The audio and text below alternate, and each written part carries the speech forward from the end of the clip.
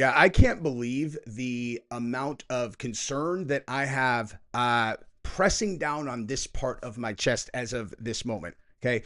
So I've been watching what's been going on between two situations primarily. One is the mayoral race in New York City after I saw some extraordinarily concerning clips of one of the mayoral candidates that I will let you speculate on which one that I am talking about. And there are going to be some clips of things that he said in this video that I had never seen before about 36 hours ago. And I can't, I literally cannot believe that those are real. They are. I verified that they're real. And anyone who is voting for this person needs to open a history book. Well, you know what? If you're voting for this person and you have not seen the clips I'm going to show you in this video, fine. I mean, I would be like, like do a little better research. But if you knew that he said the things I'm going to show you and you still were going to vote for this guy, I got nothing for you, dude. Okay. And that is also in conjunction with what I have seen in reaction to this like Nick Fuentes, Tucker Carlson interview. Okay. This is insanity.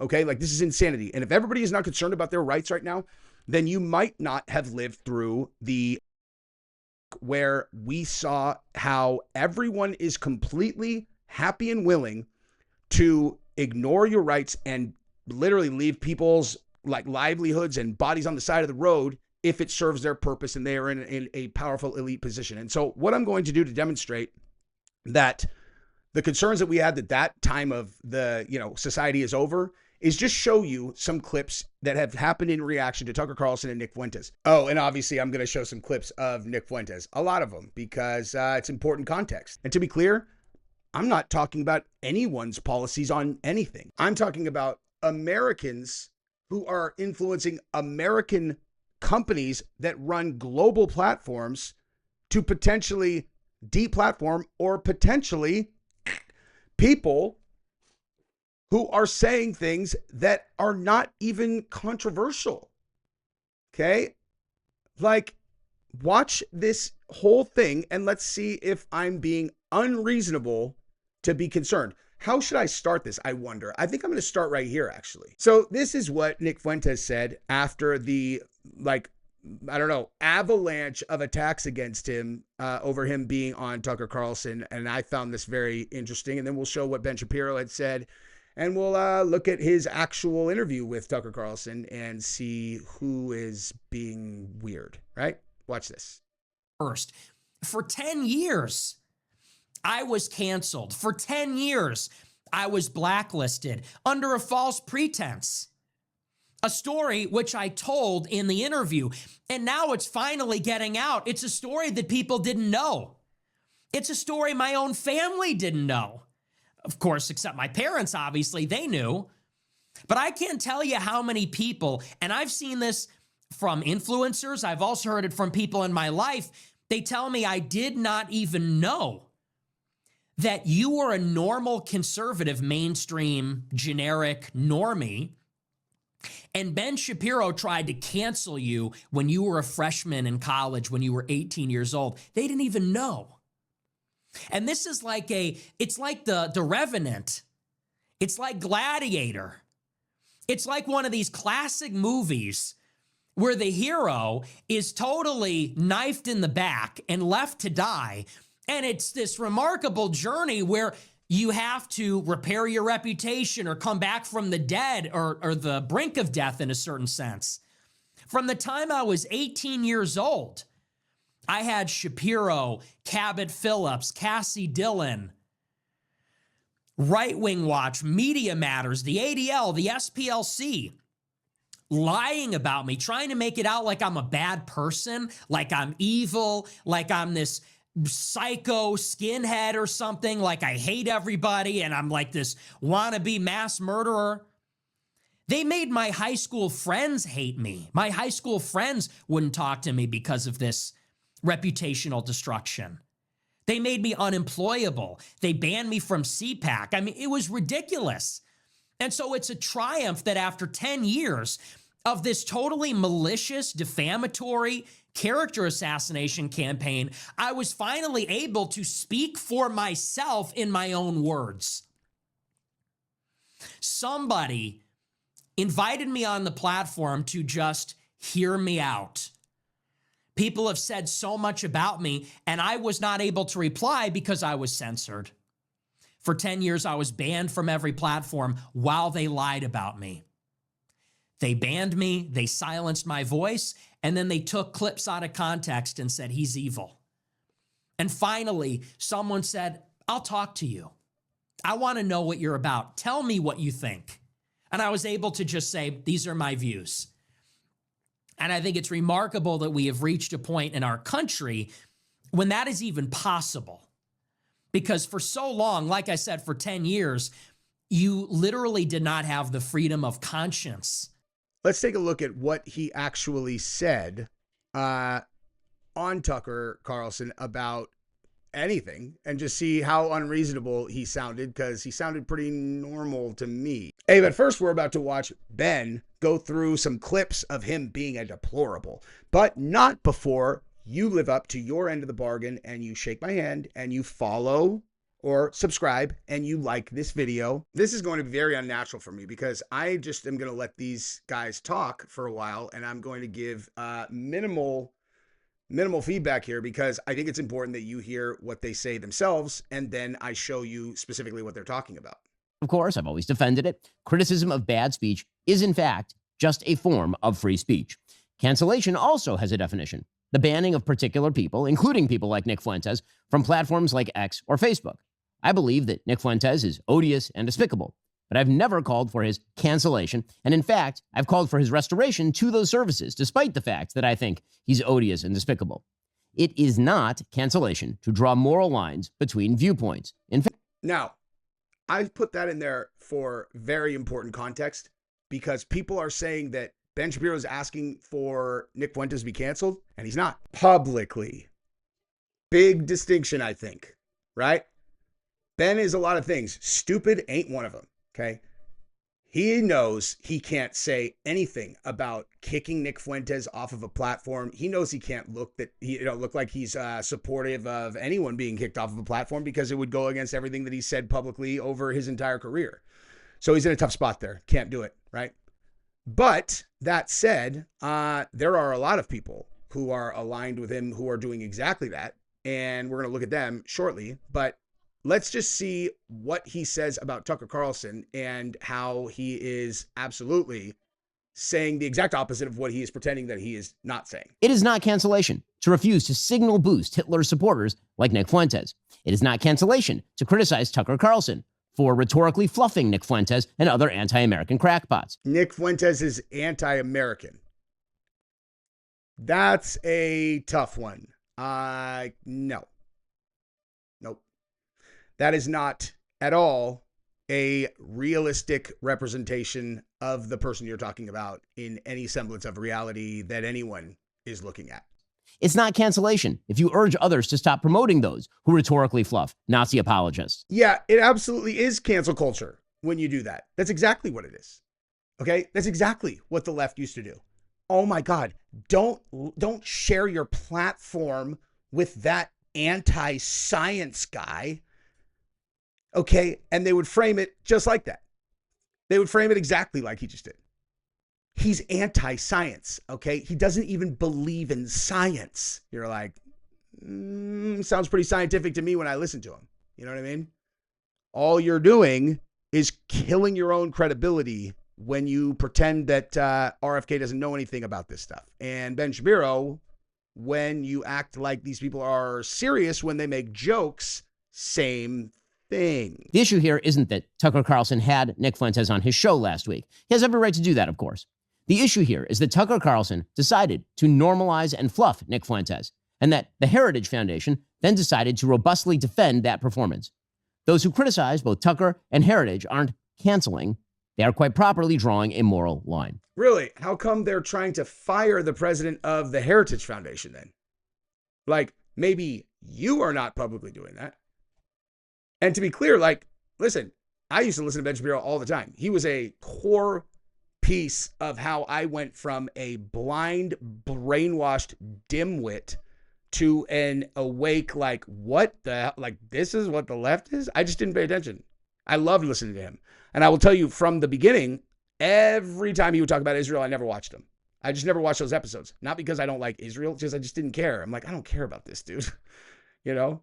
I don't care. Like, if he would have been talking about, like, I don't know, fill in the blank, literally any foreign country, I would always been, I don't care. I just don't care, dude.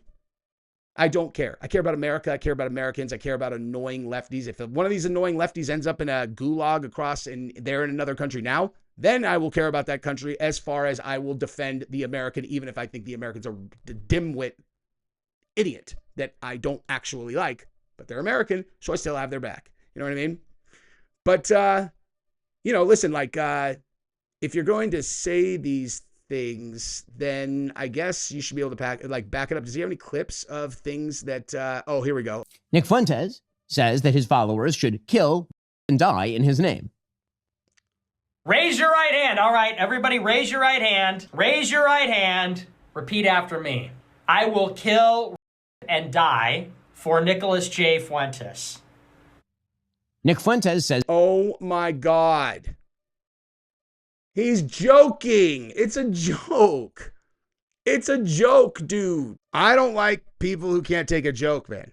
This has nothing to do with American foreign policy. This has everything to do with American policy. I don't like people pretending they don't understand what the difference between a joke and something serious is. I don't like that. It's obvious.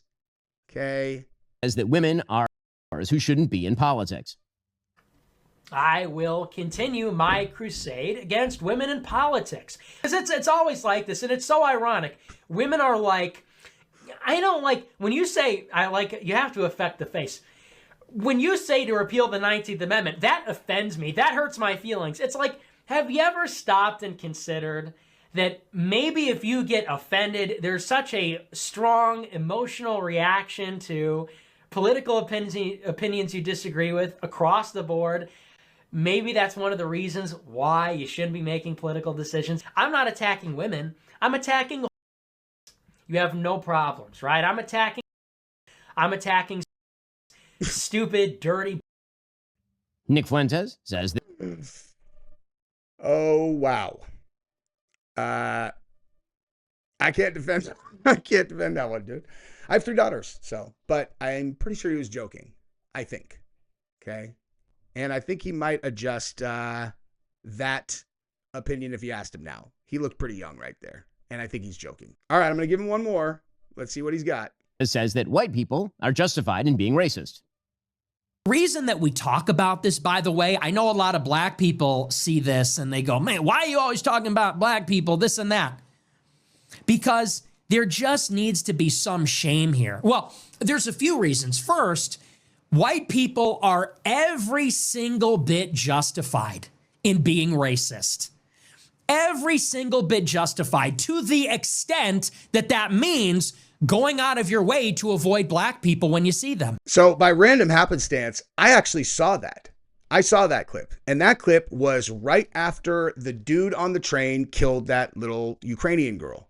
Okay. It was a couple weeks or a week before Charlie, right? So listen, I don't agree with his take. What his take was that he doesn't care if people think that he's racist. If he's out in public and he sees a group of black people and he feels uncomfortable, he's just going to go like somewhere else to avoid them because he feels more safe. Okay. Like, look, I don't agree with the whole sentiment that it's like, oh, they're just because they're black, that's a reason to do that. I'm better at evaluating people than just being like, they're black, so that means whatever. Okay. I'm more like, is that person a threat? And if you are really good at evaluating people, then their skin color is completely irrelevant, right?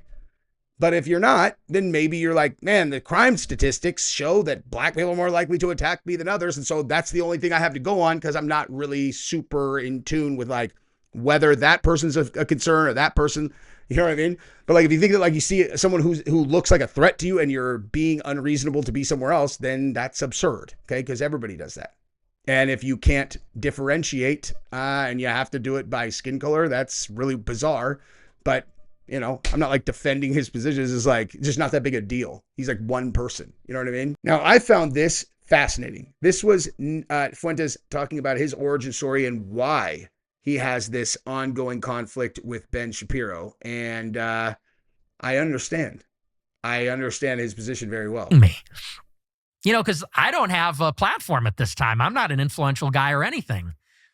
And so then I put out another tweet similar. I said something like, if you're China first, you should live in China. If you're Mexico first, you should live in Mexico. If you're Israel first, maybe you should go live in Israel. And again, he quote tweets me and says, you're an anti-Semite. That same night?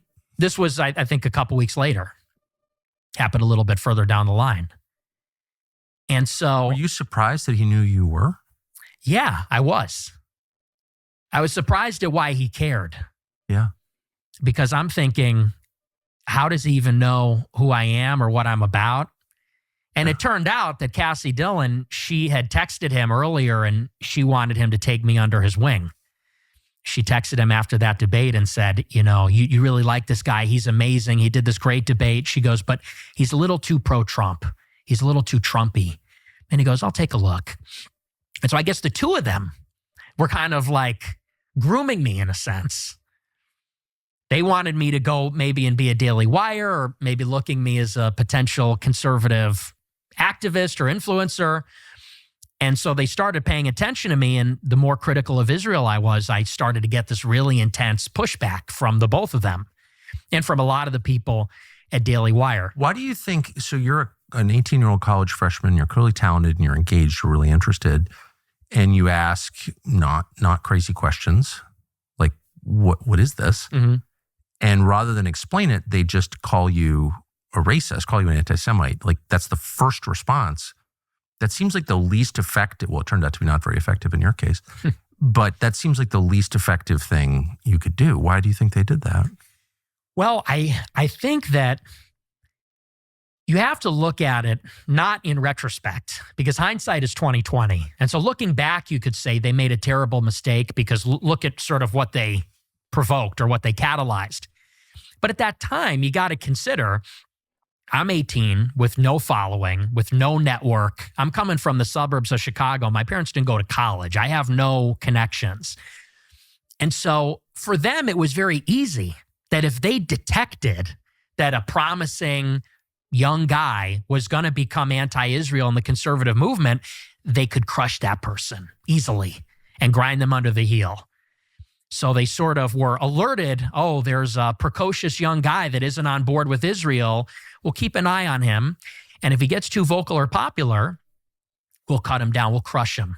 Because at this time, as you know, in 2017, it's a very different time. 2016, 17, any criticism or dissent on the subject was a death sentence. You became radioactive, unhireable, blacklisted. And that's exactly what happened. And basically from then on, it was just this escalating series of blacklisting, censorship, hit pieces, rumors to try to ostracize me from the movement. And man, that's got to be infuriating. And listen, like I said, okay, I don't pick fights that I'm not going to win. And unless it's something that like needs to be said, in my opinion, and like when people were going after people's platforms, that was where I was losing my mind. And as it relates to this, okay, I just, bottom line, I don't care what someone's talking about. I don't care what they're talking about. If they are not openly calling for violence in the United States, then the way that you address it is you speak to them and talk about why their ideas are terrible. Okay. Now I am objective. I can look at Nick Fuentes and tell you why people, thought they could crush him early on. And I also know exactly what Nick Fuentes was doing and how he became successful because I've seen another creator do a very similar story arc. Okay. I'm real good at this. I am really, really, really good at this. Okay. Looking at strategies that people are doing, why they're going to work or why they're not going to work. Obviously, identifying talent is something a lot of people can do. I am definitely one of those people. Okay. But like in the MMA space, right? I came up in combat sports. And who is now probably the biggest MMA creator was coming up, He had a very similar approach to Nick Fuentes, which was to shock people, to make outlandish jokes, to piss people off who were in positions above them and get them to engage and fight.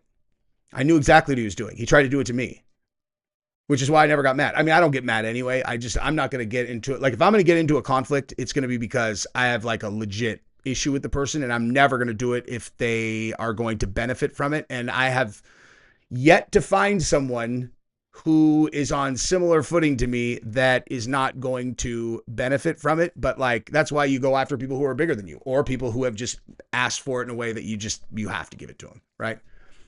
But like, what Fuentes was doing is like, if you're going to attack me, then I'm going to be the person who galvanizes the guys who are in their basements, who are engaged in watching lots of content, who are not out with girls. Okay. Like, he's not, and I'm not saying this as an insult. Like, Fuentes openly is like, I've never touched a girl. Now, we all know why that is now. And for the record, he should embrace that. He should absolutely embrace that. Okay. If he doesn't like girls like that, that should be one of the core parts of his identity, unless he chooses to just be like, that doesn't matter anyway. But certainly, you know, saying like, I've never touched a girl, whatever. I even saw on the episode that he did today, he said, like, I don't have a family, I don't have a girl. And he's like, I'm here. I am the wrench in their gears. And I think maybe, and he was referencing not having a family. He's like, I think I was built for this specifically. He knows, everybody knows he's gay. He doesn't care. Everybody knows. And no one cares.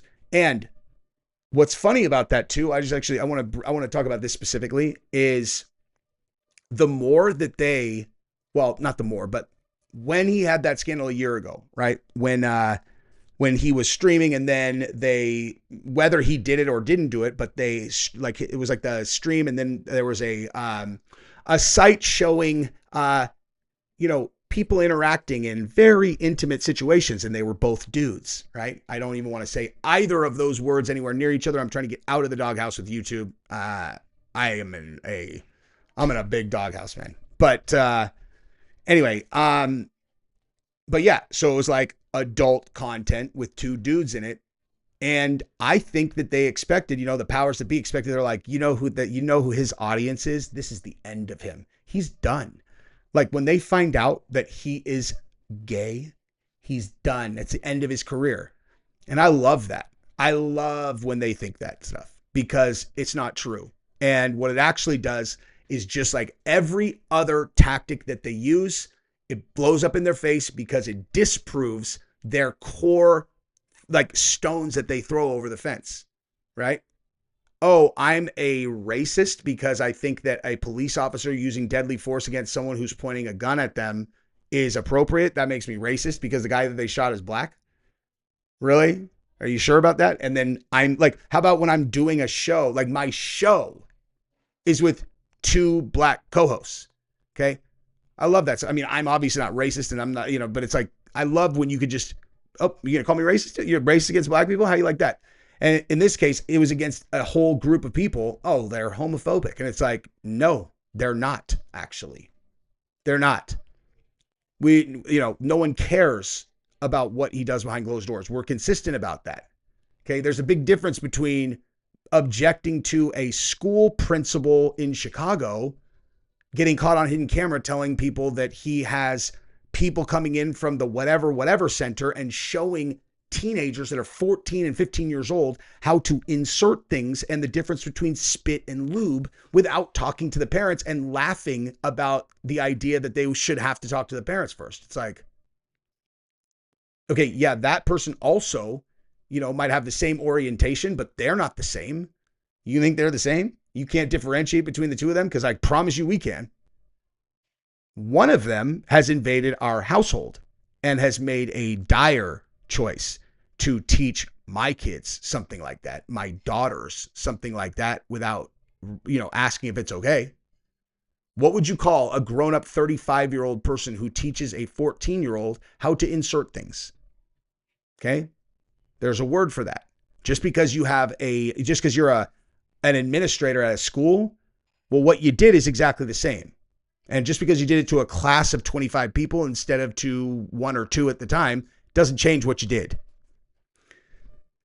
Anyway, I'm getting caught up here. Now I wanted to show you guys this other thing. Now, it would be dishonest of me to not at least show you where Nick Fuentes did speak about the Jewish people in America, state of Israel, all of that stuff.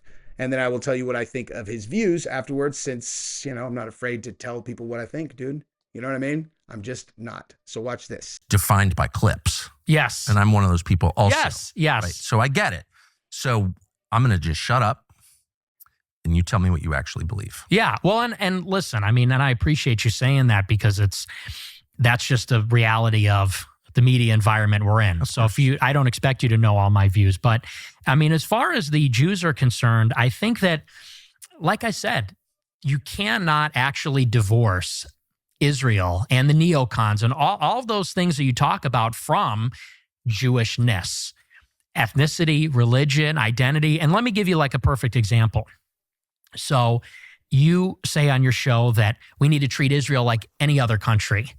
And I sort of understand that in principle, because Israel is another foreign country. Yeah.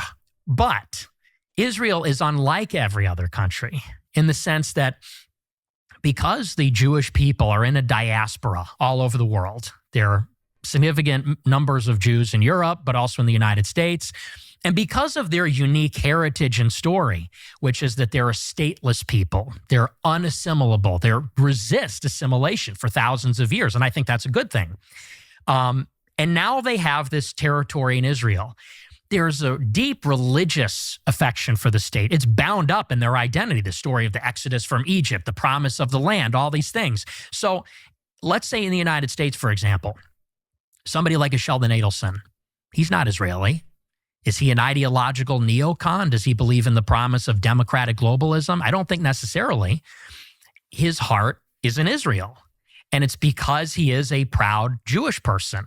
And I guess what I'm saying is that if you are a Jewish person in America, you're sort of, and again, it's not because they're born, but it's sort of a rational self-interest politically to say, I'm a minority. I'm a religious ethnic minority. This is not really my home. My ancestral home is in Israel. There's like a natural affinity that Jews have for Israel. And I would say on top of that, for the international Jewish community. They're extremely organized. And many of them are critical of Israel or Israel's current government or the project of Israel. But I guess what they have in common, unlike, let's say, like Singapore, for example, is that they have this international community across borders, extremely organized, that is putting the interests of themselves before the interests of their home country. And there's no... Well, like as an example, you guys, I've made no secret about the fact that I am ethnically 70% Ashkenazi Jew, which is why I'm so good looking and so fucking smart. I'm just kidding. But I don't care about anything on the international stage at all, except America.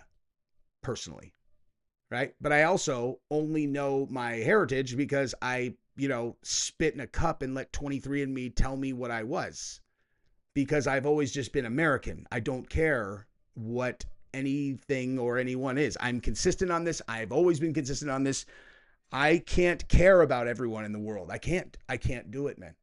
I literally can't do it. That's how I know other people can't do it. That's why when people start talking about capital or communism, I know it's absurd, because there is no way for people to care about enough people to be able to run a communist state in a way that's going to lead to anything other than starvation and murdering people who threaten your power and all of that stuff. That's just that's human nature. You can only care about so many people. And I care about Americans. Okay. That's it. More specifically, my family, people who I care about, who are, buddies of mine, friends, or, girls, whatever, families that we're friends with. Okay. Myself and family first, then them. And ultimately, I care about all of America. I